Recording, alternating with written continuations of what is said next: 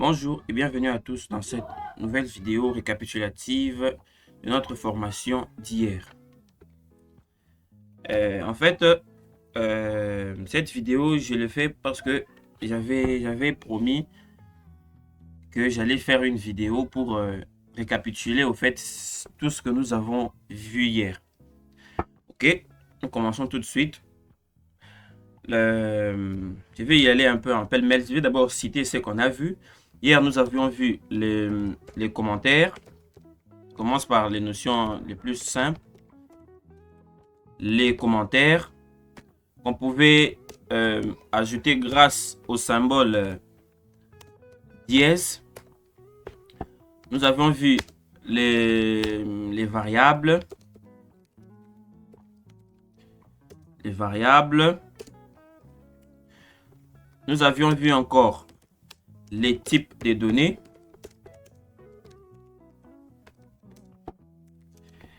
Et à part ça, nous avions vu encore la fonction print.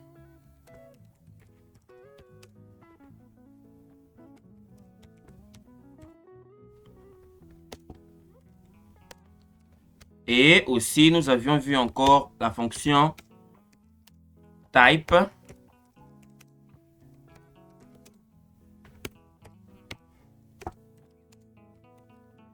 Et encore, nous avions vu encore la fonction input.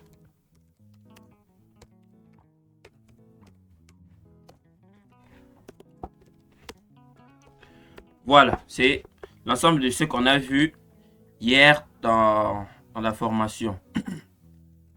Donc, nous allons commencer par des commentaires. Un commentaire,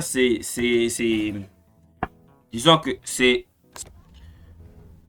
comme nous avions dit hier, que les commentaires en Python, un commentaire, c'est une ligne que l'ordinateur ignore complètement. Donc, nous avions dit que Python, lui, quand vous écrivez des instructions comme, par exemple, print, vous lui dites print, bonjour, par exemple. Et vous venez ici, juste en dessous, vous écrivez print, ça va. Python, lui, il ne va pas commencer par exécuter ça va et puis passer à bonjour. Non, Python exécute les lignes séquentiellement. Donc, il commence d'abord par print bonjour et puis il passe par print ça va. Maintenant, quand Python exécute séquentiellement, dès qu'il trouve ce symbole de dièse là, il interprète ça comme un commentaire. Un commentaire, c'est une ligne de texte que l'ordinateur ignore complètement lors de l'exécution du programme. Donc, cela dit, vous pouvez mettre n'importe quoi, tout ce que vous voulez ici, Python ne connaît pas ça.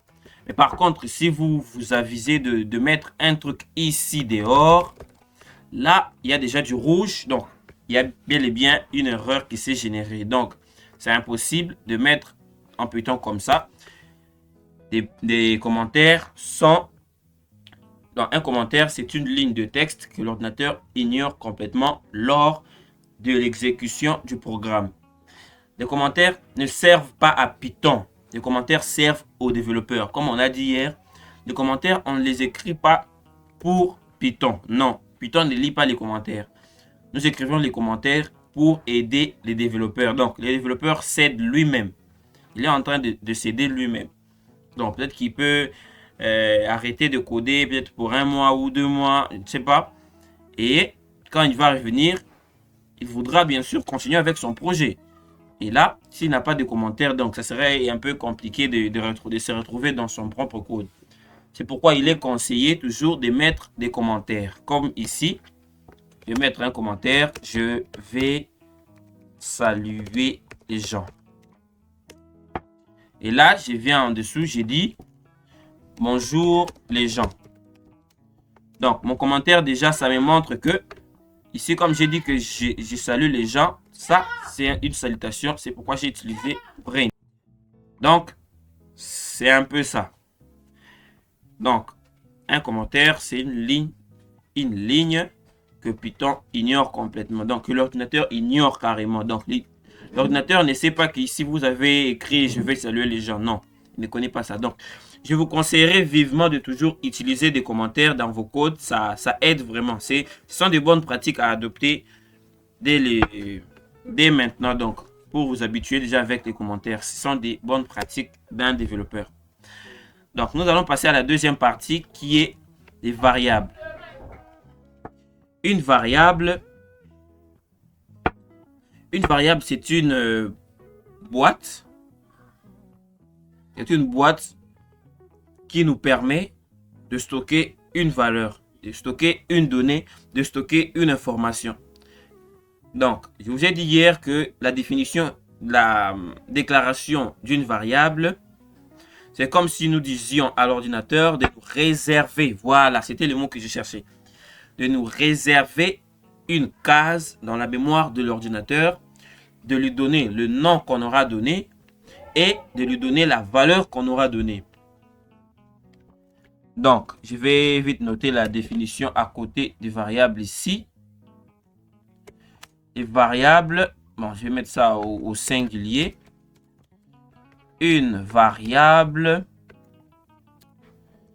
est une case dans la mémoire de l'ordinateur qui nous permettra de stocker une valeur, de lui donner un nom. Voilà, c'est ça. Je me suis un peu allé trop vite. Voilà, ne suivez pas les lignes là, c'est parce que j'ai un peu dépassé la ligne. Donc, c'est pourquoi Python souligne. Une variable est une case mémoire dans la mémoire de l'ordinateur qui nous permettra de stocker une valeur et de lui donner un nom. Pour déclarer une variable, nous avions vu la syntaxe hier qui était aussi simple que limpide.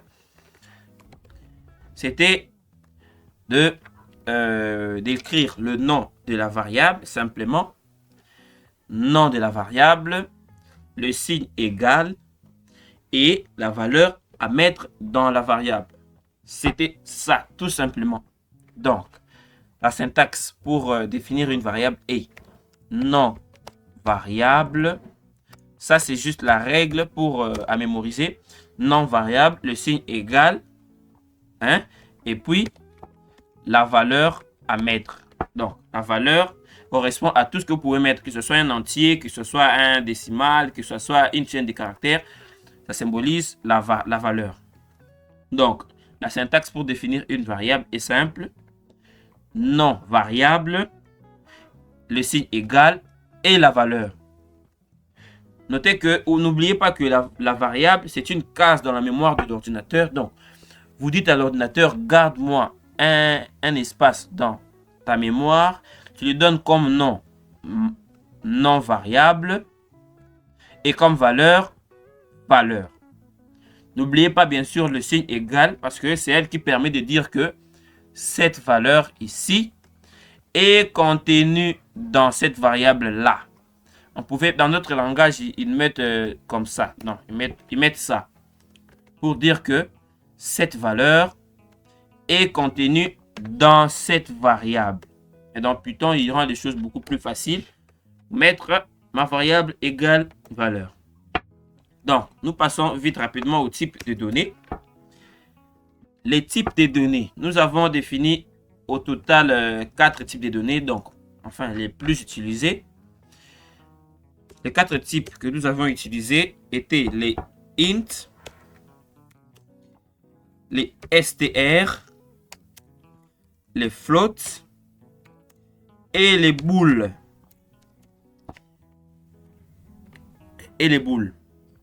Donc, commençons par les int. Quand nous définissons une variable, nous voulons par exemple y stocker le montant, par exemple. Pour savoir si un client a acheté. Quand un client achète, combien il a donné. Vous allez créer d'abord une variable qui s'appelle montant. Vous mettez les signes égal, à ne pas oublier. Et là, vous mettez votre montant. Maintenant, en Python, les int sont écrits juste comme ça en l'air, sans parenthèse, sans quoi, sans double cote, sans rien. Donc, c'est pourquoi nous allons mettre ici. C'est pourquoi nous allons mettre ici montant égal, supposons 5300. Donc, le montant égal à 5300. Peut-être, nous disons le quantité, peut-être. Quantité égale, il a acheté 5 objets. Donc, et ça, et 5300, et 5 sont tous des entiers. Donc, ils entrent dans la classe entier. Nous allons 5300 entre dans la classe des entiers. D'abord, parce que il n'a pas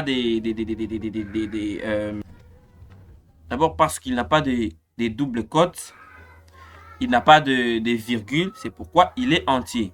Les entiers, nous le connaissons tous depuis deuxième CO, donc un entier, c'est un nombre qui n'a pas de virgule. 5 aussi est un entier parce qu'il n'a pas de virgule. Donc, on en a fini avec la classe, donc les types entiers. Maintenant, nous allons passer au type string, le type chaîne de caractères. Donc, le type chaîne de caractères, nous allons mettre ici un commentaire. Il dit, imputons une chaîne de caractères. Plutôt une chaîne de caractères ou string non, j'ai mal écrit. Voilà. Python, lui, il coupe et il met juste les str. C'est la même chose. Donc, en Python, une chaîne de caractères qu'on abrège en str est un type de données utilisé pour représenter du texte. Utilisé pour représenter du texte. Donc, tout ce qui est texte, c'est une chaîne de caractères. Tout ce qui est texte, lettres, est une chaîne de caractères en Python. Faut pas l'oublier. Et donc, attendez, je me suis perdu un peu ici. Donc, en parlant de chaîne de caractères, nous voyons les prénoms, les noms, les phrases, tout ça, tout ce que vous pouvez dire là. Donc, c'est une chaîne de caractères, sauf que pour déclarer une variable de type str en Python, le principe est le même. Nous donnons le nom de la variable, par exemple, nom agent, comme nous l'avons fait hier. Nom agent, mettons les signes égal et nous ouvrons les cotes, les doubles cotes. Il ne faut jamais oublier cette règle que chaque chaîne de caractères doit être toujours entre doubles cotes. En parlant de cotes, vous pouvez utiliser le double cotes comme je l'ai fait ici, ou les doubles cotes qu'on trouve dans le symbole, dans la touche 4, ou ça, ou alors les triples cotes. Vous voyez qu'il y a 3 de ce côté. Vous voyez qu'il y a 3 de ces côtés et 3 encore de ces côtés. Donc, vous pouvez utiliser le simple cote, le double cote ou les triples cotes. Ou l'utiliser comme ça même si vous voulez. Voilà, donc, comme vous voulez, mais moi je vous conseillerais beaucoup plus d'utiliser ça. Donc, tout ce que nous allons mettre entre ces doubles cotes, c'est ça qu'on appelle une chaîne de caractères. Supposons qu'on a un agent qui s'appelle Aaron. Nous allons mettre juste Aaron ici à l'intérieur et Aaron est la variable, donc la valeur de la variable non agent. Nous pouvons créer autant de variables que nous le voulons. Non agent, poste non agent. égale, nous ouvrons le double quote. Je peux bien mettre comme ça, autre nom agent, Kangoudi. Voilà. Ça, c'est une chaîne de caractères. N'oubliez surtout pas les doubles quotes parce que j'ai remarqué que c'est l'erreur que beaucoup d'entre nous ont fait hier. Ils oublient souvent les doubles quotes quand on parle de chaîne de caractères. Il doit toujours être entre le double quote. Si vous enlevez ce double quote, en tout cas, Python va vous générer une erreur de syntaxe. Donc, il ne faut jamais oublier les doubles quotes. Et donc, passons maintenant au troisième type. Troisième type qui s'appelle le float. Le float est tout nombre. C'est comme pour le int. Le int aussi, c'est un nombre. Mais le float aussi est un nombre. Mais cette fois, un nombre qui porte une virgule. Et tout nombre qui porte une virgule. Je vous ai dit hier qu'en Python, on n'utilisons pas des virgules pour symboliser un nombre décimal, mais plutôt un point. Donc, si vous avez peut-être, vous pesez par exemple le 65,5, vous n'allez pas écrire 65,5. Vous allez écrire 65,5. C'est la notation anglaise, donc utilise beaucoup plus de points en Python pour symboliser un nombre décimal. Donc, allons-y vite à la déclaration de la variable de type float. Poids, comme nous l'avons fait hier, ou taille. Taille égale 1. Donc, vous mesurez par exemple 1,23 m. Donc, nous avons mis 1,23 m, 1,23. Donc, si vous mettez 1,23, c'est autre chose. Carrément autre chose. Ce ne serait pas interprété comme étant une donnée de type float. Il faut mettre 1,23. Taille, poids égale 77,6.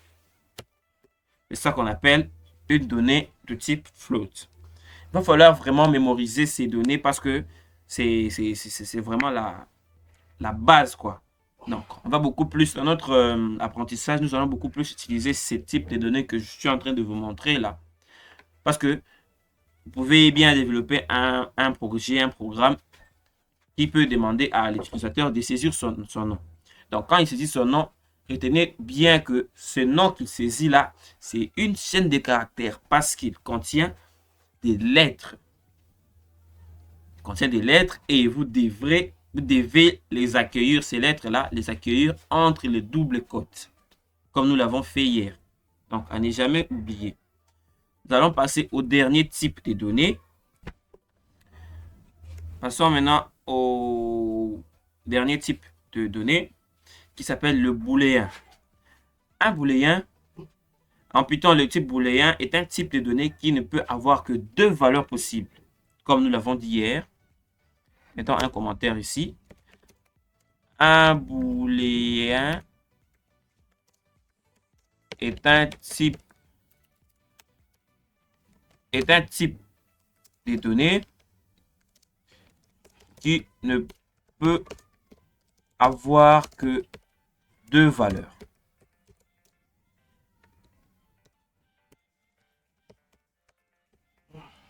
Soit il est vrai, soit il est faux.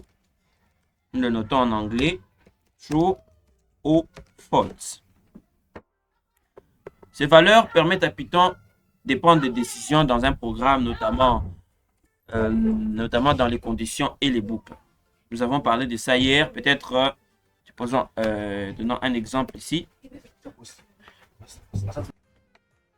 Donc, pour l'exemple, nous allons donner un petit exemple simple. Nous allons, par exemple, modéliser la réalité d'une entreprise. Les employés, nous parlons des employés. Donc, non, des agents, par exemple. Agents. Non, employé, parce que j'ai déjà créé une variable qui s'appelle non agent. Non employé égale Kangoudi. poste nom employé égale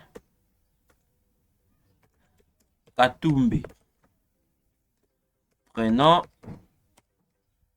employé égale Giscard. L'employé est actif. C'est une variable. Est actif et une variable.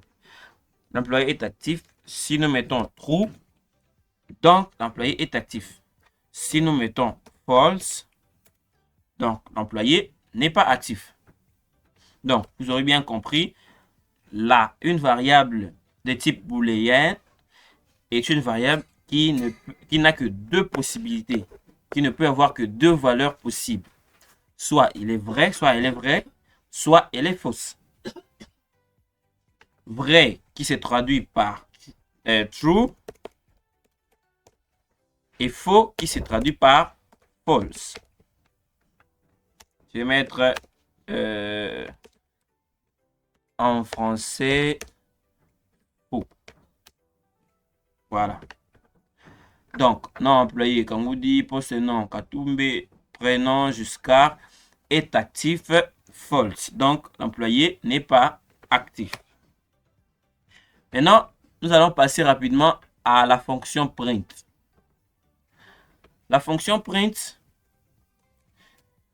son rôle est tout simplement, bon, en fait, la fonction print est l'une des fonctions les plus utilisées en Python.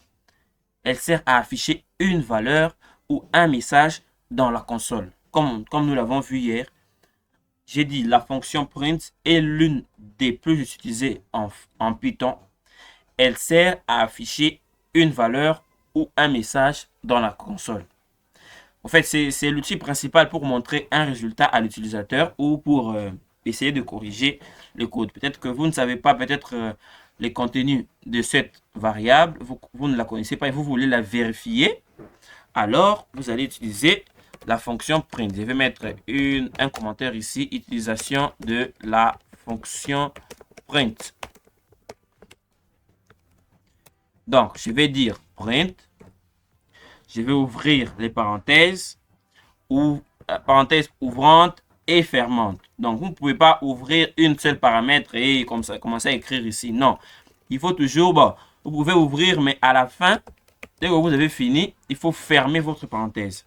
Ce que nous allons faire ici, nous avons ouvert et nous avons fermé la parenthèse. Et nous allons mettre ce que nous voulons que print puisse nous afficher dans la console. Nous allons essayer avec une petite phrase. Bonjour, je m'appelle Monsieur Serge. Je désire apprendre à coder en Python et devenir complètement autonome. Voilà. C'est que nous voulons que le monsieur puisse nous afficher. Et nous allons exécuter. Pour exécuter, il suffit de cliquer sur ce bouton qui est là. Ou bien faire la combinaison, comme on l'a dit ici, Maj. Maj, c'est la touche Shift. Donc, Shift et la touche F10. Donc, les touches de fonction F10. Je vais le faire. Voilà. Là-bas, il y a bonjour les gens. Bonjour les gens, c'est ce qu'on a mis juste ici. Voilà. Bonjour les gens est là. Je vais les supprimer. Bon, je vais le commenter pour éviter qu'il puisse s'exécuter. Voilà, je vais relancer. Et là, on a bonjour, je m'appelle Monsieur Serge. Je désire apprendre à coder en Python et devenir complètement autonome. C'est ça ce qu'on appelle la console. C'est ça. Les résultats de la console se retrouvent ici. Pour notre petit exercice que nous avons fait hier sur l'affichage, vous pouvez copier ce code. Bon, vous pouvez bien écrire beaucoup de prints que vous le souhaitez dans votre programme. Ce n'est pas un problème. Je m'appelle Aaron.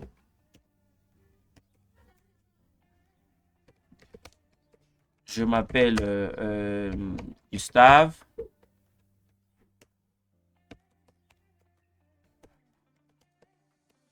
Je m'appelle John.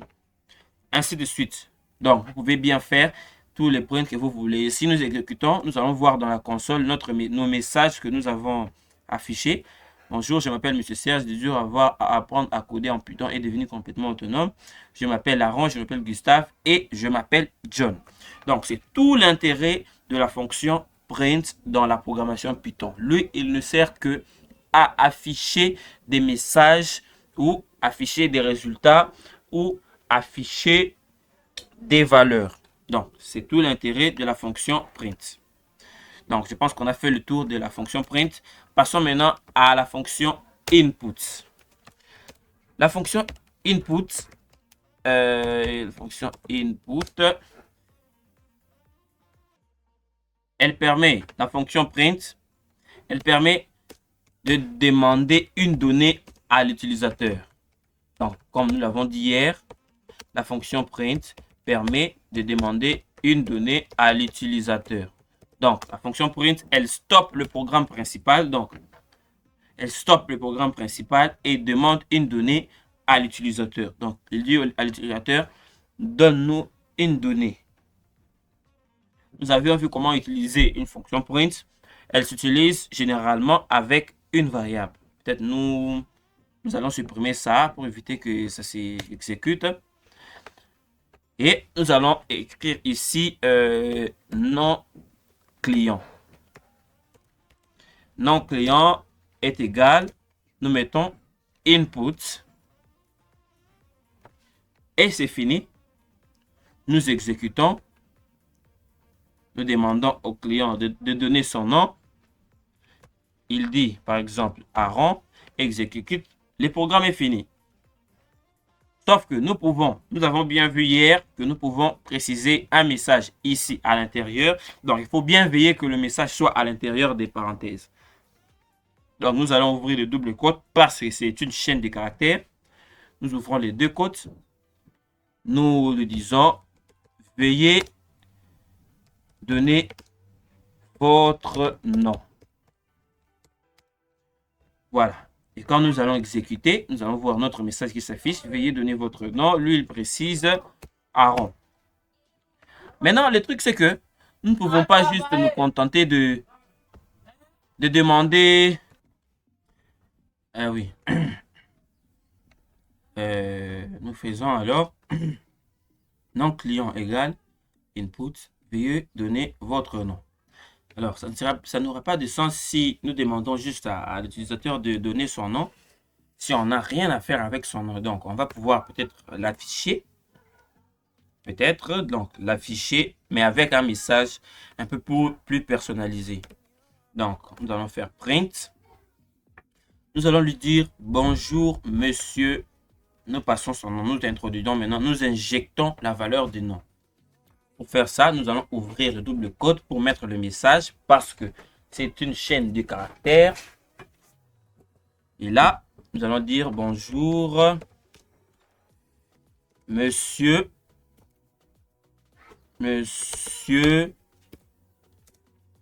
Là, nous mettons la virgule pour séparer la chaîne de caractères avec la variable. Et nous injectons maintenant le nom de cette variable. Donc, notez que la valeur que l'utilisateur va saisir ici va passer par les inputs et il entre dans le nom client. Donc, si nous mettons nom client ici, donc, Python va nous récupérer la valeur que l'utilisateur aura saisie ici et nous l'injecte ici. C'est que nous avons, si par exemple, quelqu'un il saisit son nom, c'est Aaron. Donc, ici, nous aurons comme dernier message, bonjour, monsieur Aaron. Voilà. Et donc, nous allons exécuter. Et là, on a le message, veuillez donner votre nom. Nous allons dire Aaron. Et ça sera bonjour, monsieur Aaron. Vous l'aurez bien compris. Donc, c'est le dernier message. Bonjour, monsieur. Nous fermons parce que la chaîne est finie. Fermons les côtes et nous séparons avec une virgule et nous injectons la variable. Maintenant, pour le quiz que nous avons fait hier, c'était de la petite calculatrice. Donc, on va injecter un commentaire ici. La mini calculatrice.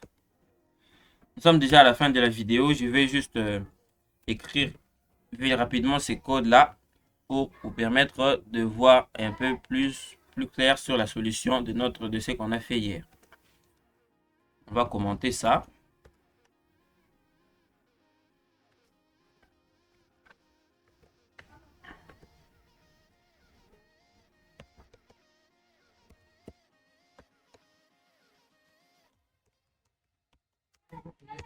Supposons que c'est un étudiant qui veut utiliser la calculatrice. Donc, non étudiant. Int. Input. À l'intérieur, si nous lui mettons veuillez saisir votre prénom. Bon, ici, nous modifions, que ce soit prénom étudiant. Veuillez saisir votre prénom.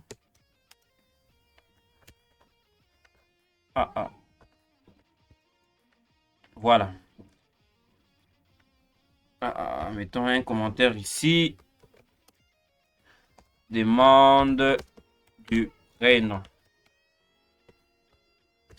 Et là, nous mettons un autre commentaire. Demande du premier nombre. On va mettre nombre 1 égale int. Non, j'ai oublié.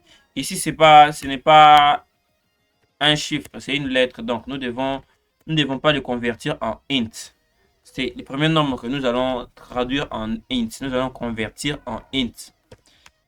Input. Veuillez saisir le premier nombre.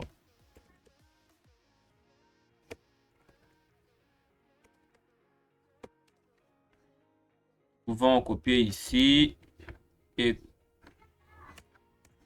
un autre commentaire. Demande du deuxième nombre.